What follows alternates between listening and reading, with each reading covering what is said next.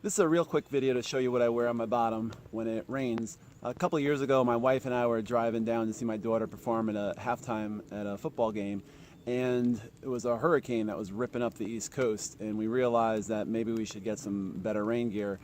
We pulled into a local Walmart, and the only thing they really had was those Frog Toggs, and I had no experience with them, but I bought a bottom and a top. They come together, and I've been kicking around in it ever since.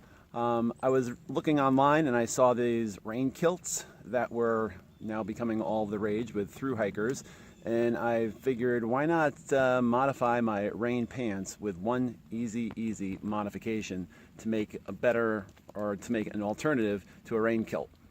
So I've been watching some videos in which people are rocking these rain kilts, and I looked them up online, and they're more money than I'd like to spend.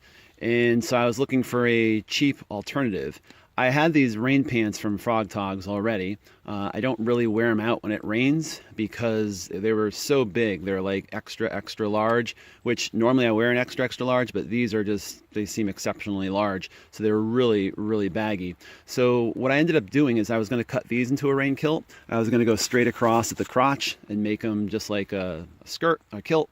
But what I did first is I cut them right above my knee, and I've been wearing them like that ever since. They're so baggy that there's a ton of airflow throughout it. I don't wear my shorts, my hiking shorts underneath them. I'll just wear whatever compression shorts I have on. And so far so good. You can see that there is no fraying. I don't know if I can get that in focus. There's no fraying or anything going on. I haven't had them that long, but the edges are still like the day I cut them.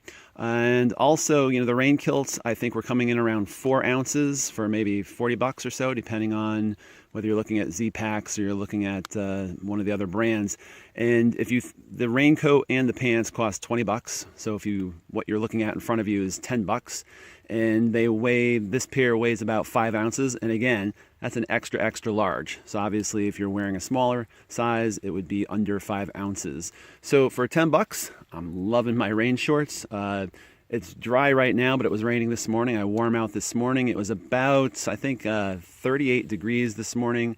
I was wearing these. I actually had the Frog Togg raincoat on, a small light down vest underneath, and I was perfectly warm and dry, except for my feet, but that's to be expected.